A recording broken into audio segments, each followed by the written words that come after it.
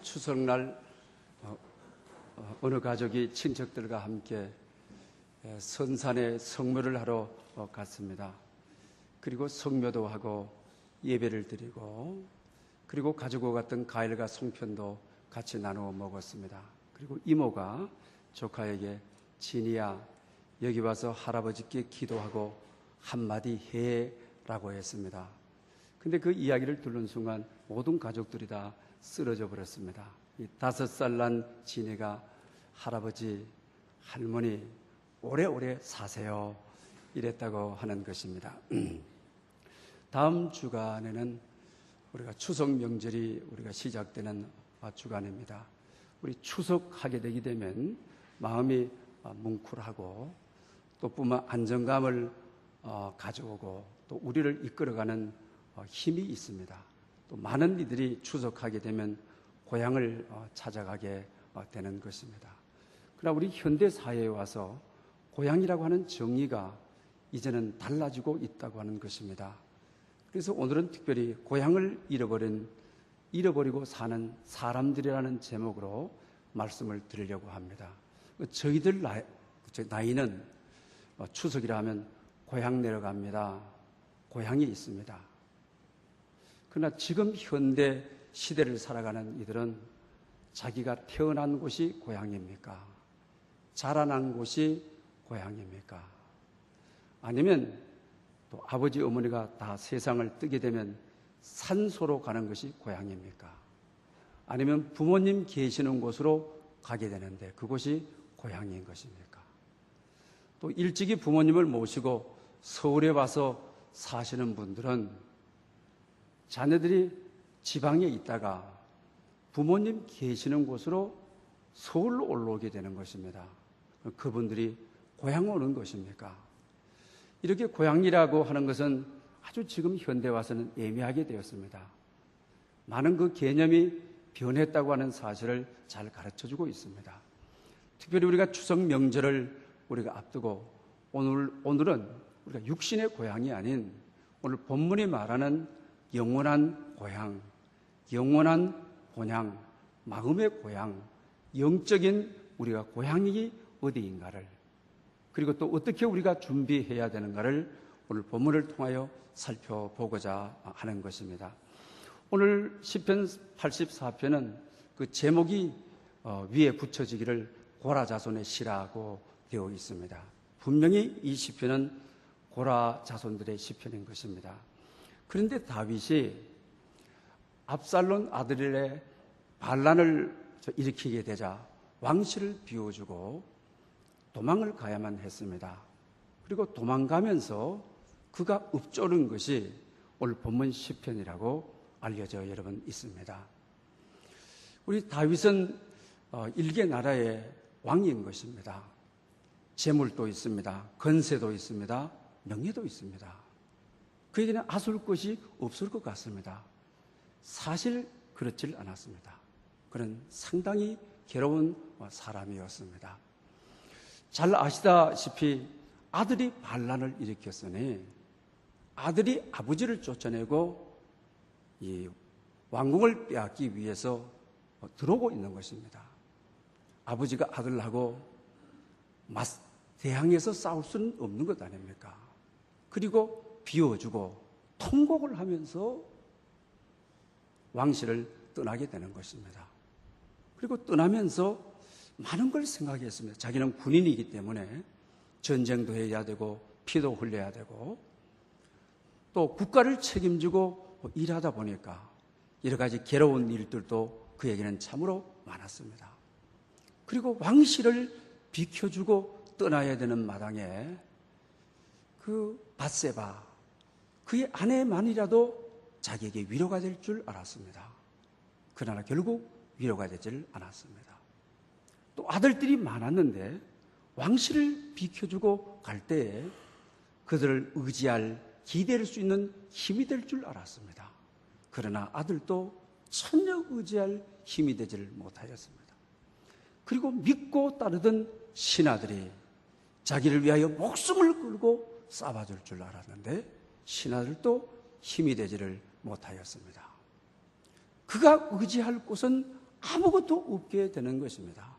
어쩌면 왕실을 비워주고 간다고 하는 것은 이제는 이 땅에 의지할 것이 하나도 없어서 영원을 바라보고 떠날 수밖에 없는 상기슬로 쫓겨난 다윗인 것입니다.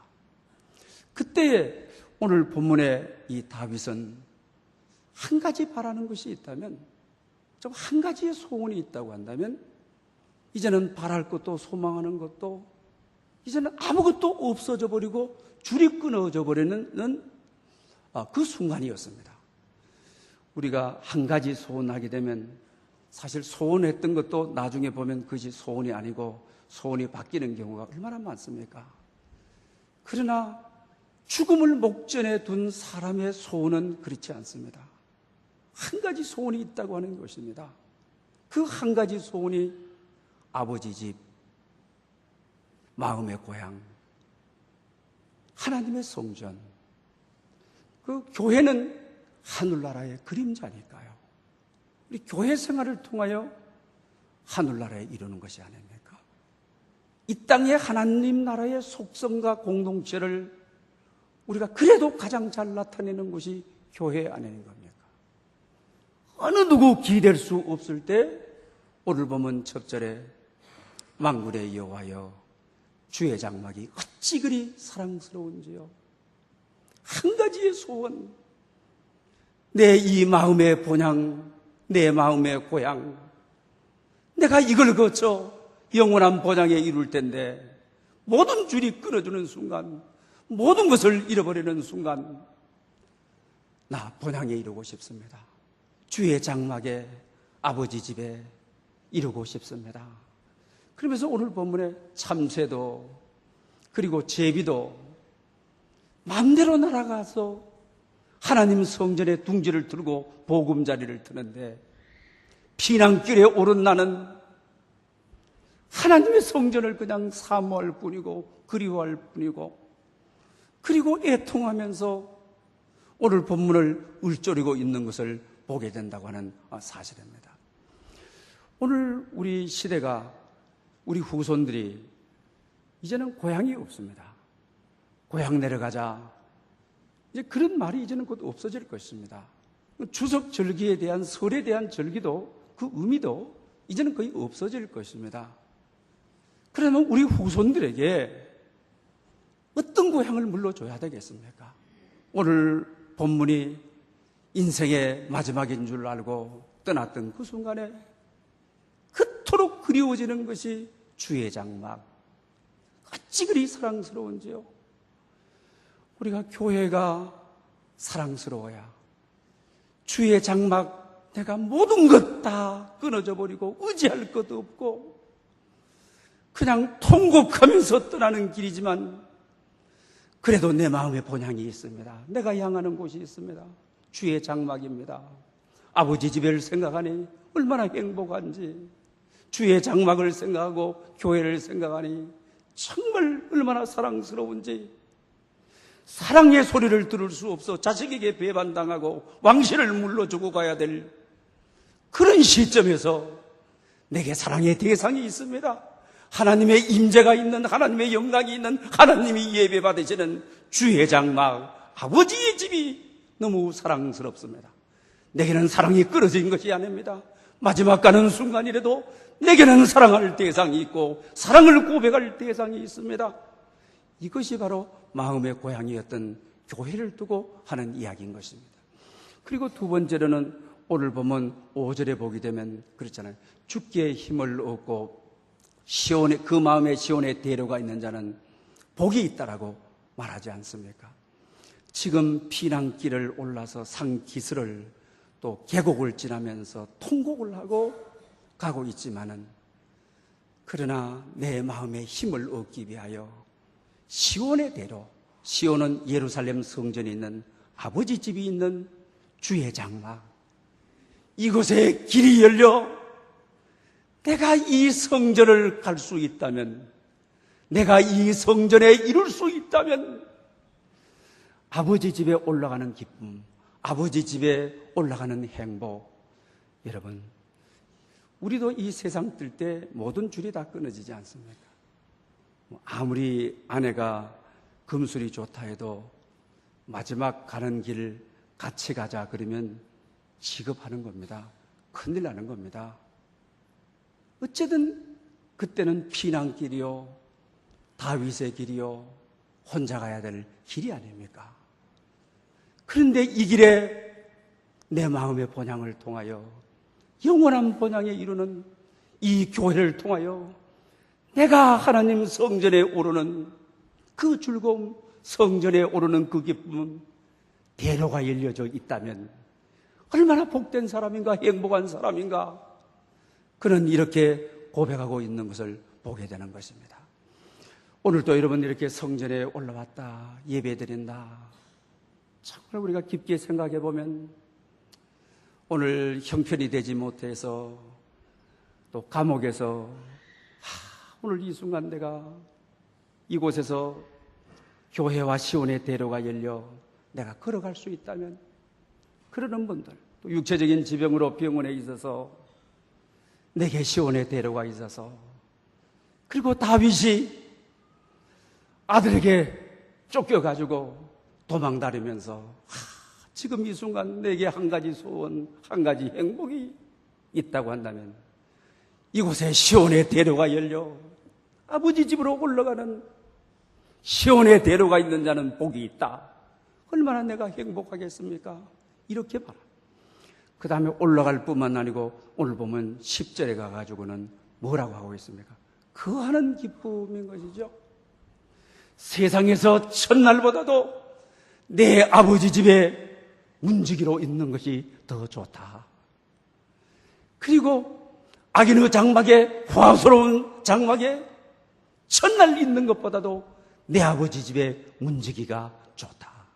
이 말은 아버지 집에 거한다는 것, 문지기로 거할 수 있다고만 해도 예배의 핵심 멤버가 아니라 하나님 집에 내가 발을 디뎌놓고 있기만 해도 얼마나 행복할까, 얼마나 즐거울까, 이렇게 그는 고백하고 있는 것을 보게 된다라고 하는 사실입니다. 여러분들은 어떻습니까? 한 주간 동안 다윗처럼 먹고 사시느라고, 또 자식들 교육시키고 하셔야 되느냐고, 다윗처럼 쫓겨다니고 바삐 다니고 때로는 먹고 사는 일에, 생명 부지하는 일에 다윗처럼 통곡하고 가야만 하고, 자식의 문제라 어느 누구에게 이야기할 수 없고 어느 누구에게 말할 수 없고, 자식의 문제라 걷어붙이고 자식하고 한번 맞짱하자 이럴 수도 없고, 그러다가 오늘 여러분들 주일이라 아버지 집에 왔습니다. 정말 이 아버지 집에서 세상에서보다 첫날보다 내 아버지 집에 하루가 좋습니다. 세상에서 일주일 비교할 수 없을 정도로 예배하는 이 순간, 기도하는 이 순간, 찬양하는 이 순간, 정말 아버지 집이 좋습니다. 내 마음의 본향이 좋습니다. 내가 이곳에서 아버지를 만나 영원한 나라에서 아버지 모시고 영원한 본향에서 살아가야 될 이 몸인데 정말 좋습니다.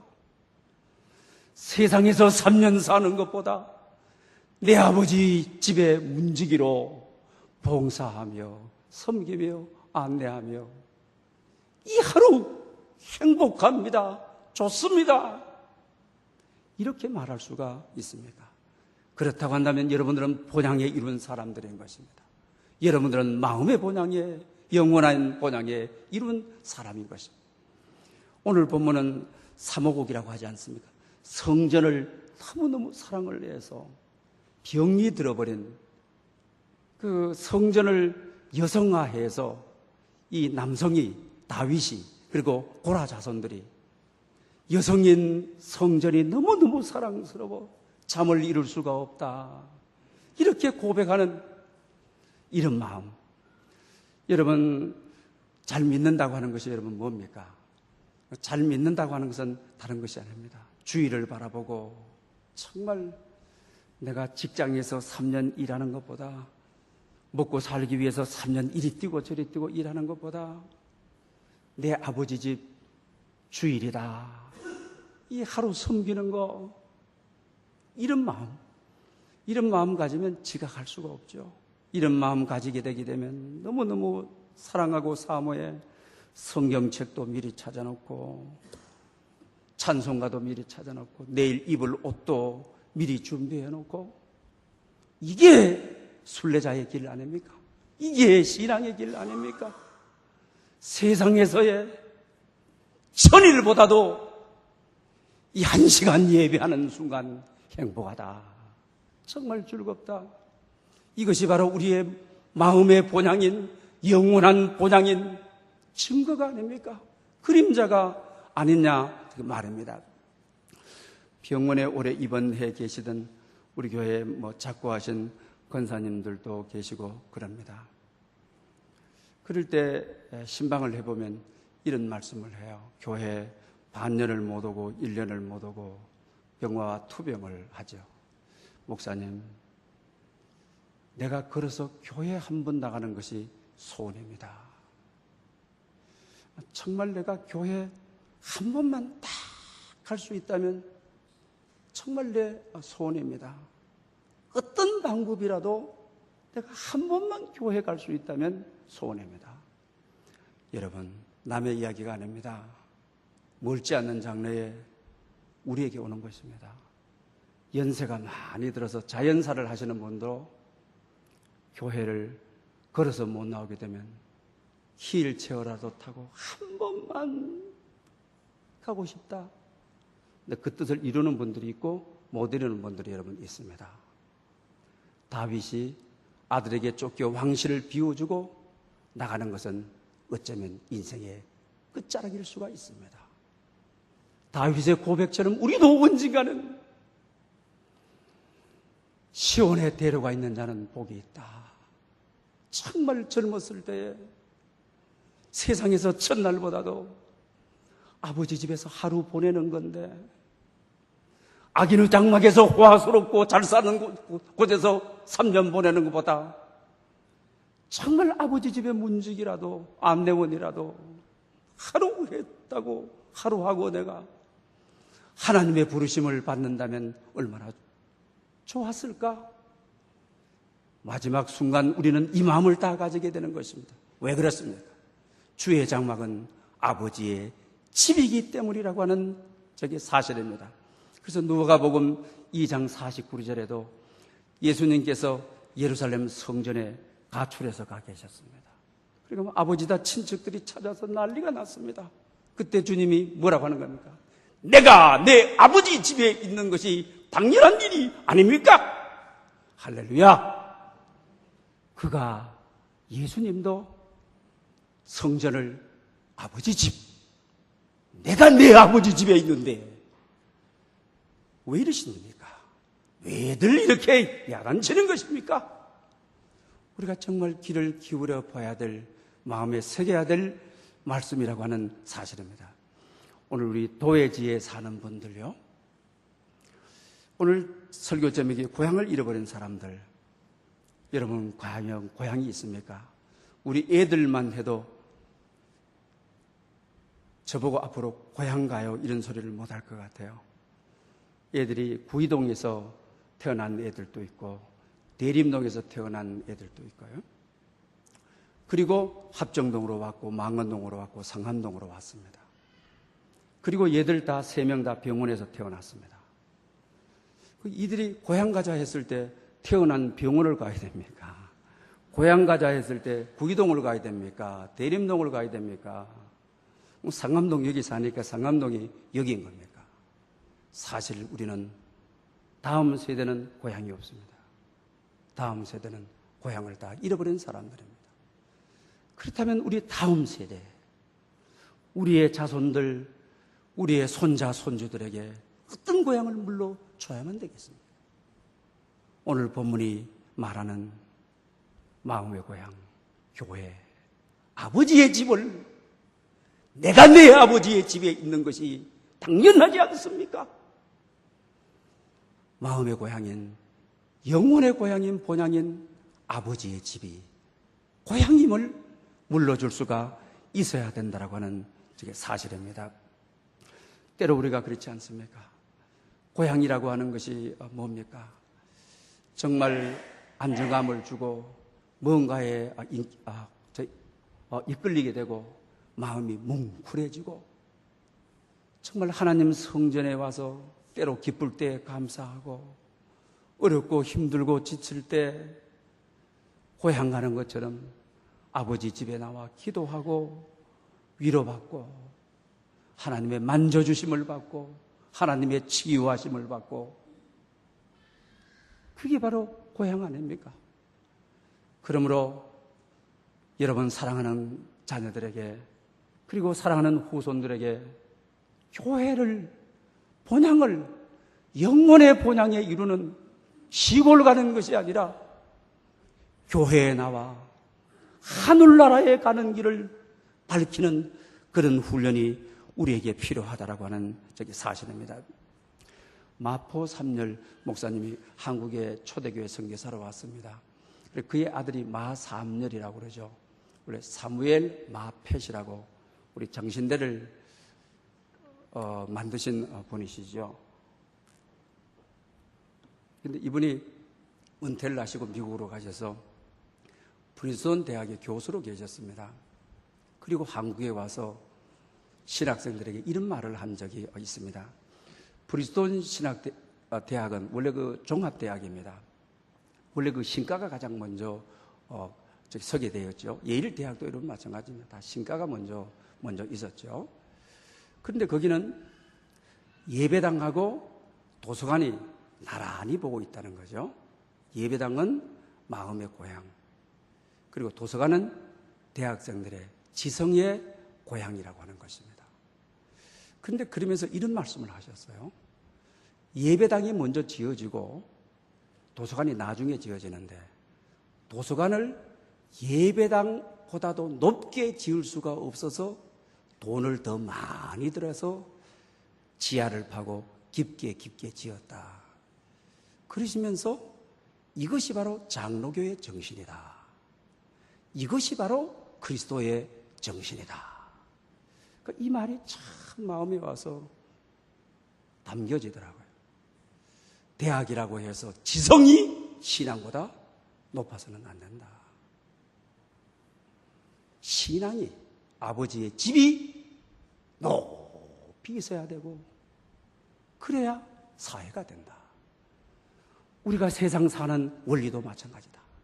우리가 세상에 여러 가지 일을 많이 당하고 여러 가지 일들이 있지만 교회가 우리 인생의 우선이 돼야지 내 집이 더 높아지고 내 사업이 더 높아지고 이것은 장로교의 정신이 아니고 그리스도인의 정신이 아니다. 왜 그러냐? 교회는 아버지의 집이기 때문이다. 여러분, 이것이 바로 신앙이니요, 이것이 바로 순례자의 길이라고 하는 사실을 우리는 잊어서는 안 되는 것입니다. 또한 우리 교회는 기도하는 곳 아닙니까? 그래서 성경에 만민의 기도하는 집이라 하지 않습니까? 교회에 나와 하나님과 대해야 합니다. 하나님을 만나게 되는 것입니다. 교회에 가장 중요한 것이 뭡니까? 하나님의 만남이 있는 곳, 바로 교회 아닙니까? 여러분, 어떤 사람을 만나기 전에는 따져야지, 그리고 물을 것도 많습니다.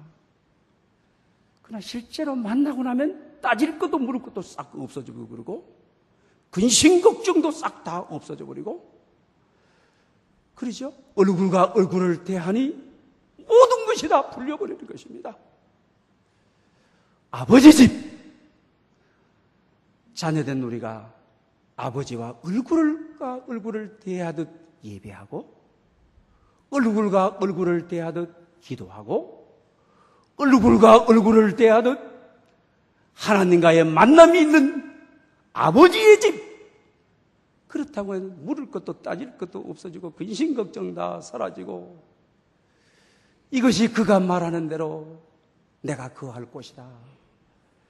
악인의 장막에, 호화스러운 장막에 거하는 것보다 문지기로 거하는 것이 정말 행복하다.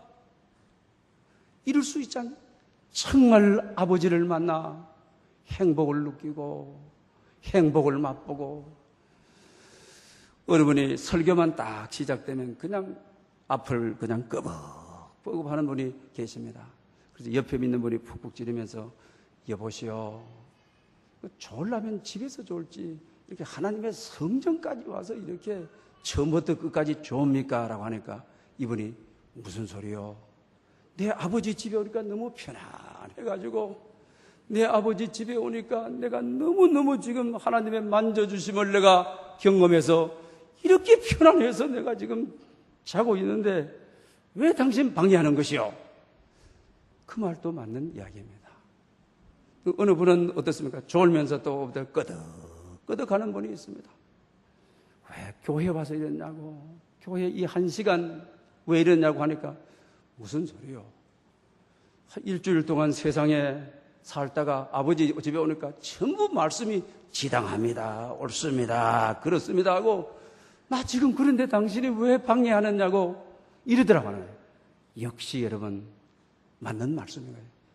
교회 오면 이렇게 편안해서 주무시는 분들 열심히 잘 주무시기를 바랍니다.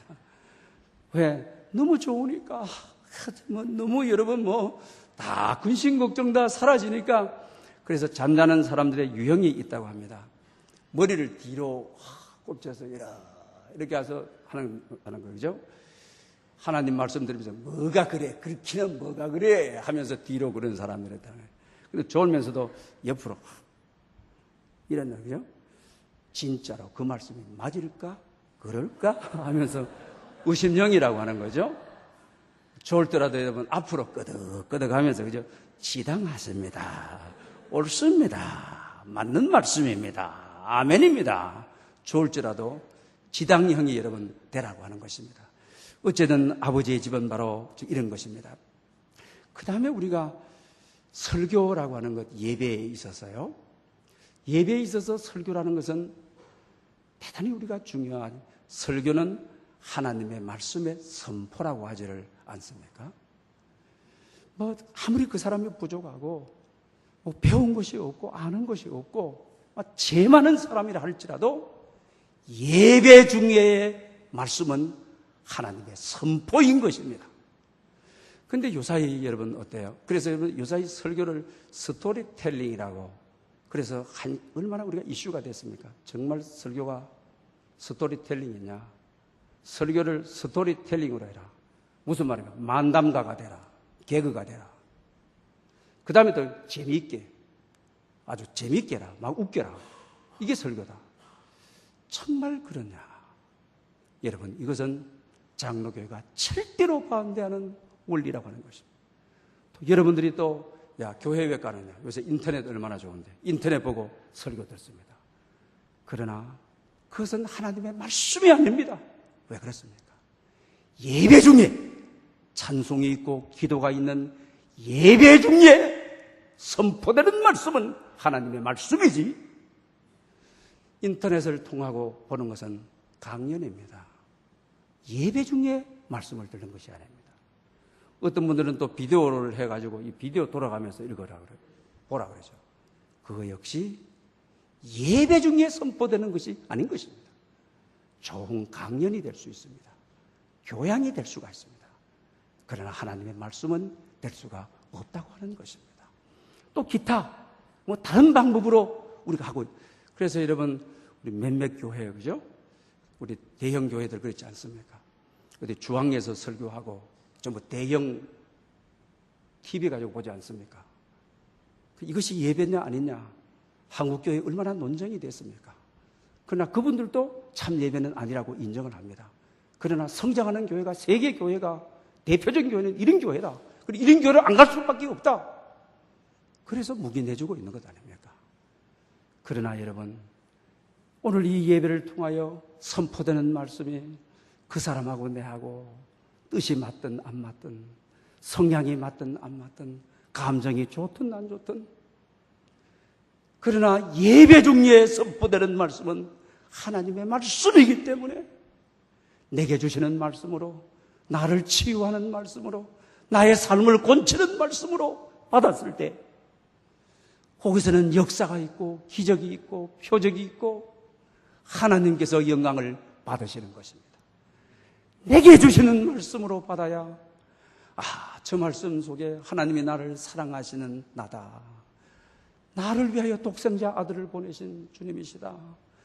나를 위하여 십자가에 죽으신 정말 나는 사랑받기 위하여 태어난 사람이다. 나에게 영원한 생명을 주시려고 죄에 대하여 죽고 의에 대하여 다시 부활하셨구나. 나는 이런 사람이구나. 나는 존귀한 사람이구나. 나는 하나님의 자녀구나. 이렇게 자기 자신에게 대해서 확인하지 않습니다. 이것이 이루어지는 곳이 어디입니까? 오늘 본문이 말하는 대로 아버지의 집, 주의 장막, 바로 교회 성전이라고 하는 것을 가르쳐 주는 것입니다. 창세기 47장 9절에 보게 되면 야곱이 바로에게 자기 인생을 말합니다. 내 나이 130살입니다. 험악한 세상을 살았습니다. 살아온 나날 굳은 일 뿐입니다. 사랑하는 여러분, 우리도 세상 살다가 마지막 돌아보면 내 나이 얼마입니다. 험악한 세상 살았습니다. 돌아보니 좋은 일은 별로 없는 것 같고 굳은 일 뿐이었습니다. 공동번역에는 그렇게 말하고 있습니다. 이렇게 될 수밖에 없는 우리 인생입니다. 그러나 우리 인생을 어떻게 가치 있게 할 수 있겠습니까? 영원한 본향이 있는 사람이 되면, 영원한 본향이 약속되어 있는 사람이 되게 되면, 오늘 본문이 말하는 대로 악인의 장막에 편안히 사는 것보다 내 아버지 집에 문지기로 봉사하고 섬기고 청소하고 찬양대하고 기타 여러 가지 주방에서 수고하고 내 본향을 준비하는 사람이라고 한다면 세상에서 첫날보다도 내 아버지 집의 하루가 세상에서 1000시간보다도 내 아버지 집에 예배하는 이 1시간, 섬기며 봉사하며 기도하며 수고하는 이 1시간, 영혼을 준비하는, 영혼의 본향을 준비하는 것이므로 나는 행복합니다. 이렇게 고백하는 자에게 오늘 본문 11절에 약속이 있습니다. 여호와는 해다 방패시다. 여호와는 은혜와 영화를 주신다. 정직히 행하는 자에게 좋은 것을 아끼지 아니하시리라. 할렐루야. 하나님의 집을 본향 삼아 마음의 고향 삼아 살아가는 이들에게, 정말 아버지 집이 좋다고 행복을 느끼는 자들에게 내가 해가 되어주마, 방패가 되어주마, 영화를 주마, 은혜를 주마. 너가 정직히 행하는 일에 온갖 좋은 것을 아끼지 아니하고 주겠다. 그러면서 마지막에 주께 의지하는 자는 복이 있나이다. 이런 복이 여러분에 임하시기를 축복합니다. 은혜가 풍성하신 하나님 아버지, 오늘 우리는 고향을 잃어버린 사람들이 되었습니다. 우리에게 육신의 고향은 사라지고 있지만 마음의 고향이요 영혼의 고향인 아버지 집에 나와 이렇게 편안을 느끼며 행복을 느낍니다. 주님의 말씀을 듣고 찬양하고 주님의 만져주심을 경험하고 오늘 또 우리에게 살아가야 될 길을 주시고 선한 목자가 되시는 주님, 이곳에서 만나는 주님과 동행함으로 우리의 본향이 날로 날로 뚜렷해지게 하시고 희미해 보이던 주님의 얼굴이 이 예배를 통하여 얼굴과 얼굴을 대하듯 확연히 하나님 앞에 영광 돌리는 예배되게 하셔서 종국의 그림자 같은 본향에서 완성된 본향에 우리 아버지 만날 수 있도록 은혜를 주시옵소서. 예수님의 이름으로 기도 올리옵나이다. 아멘.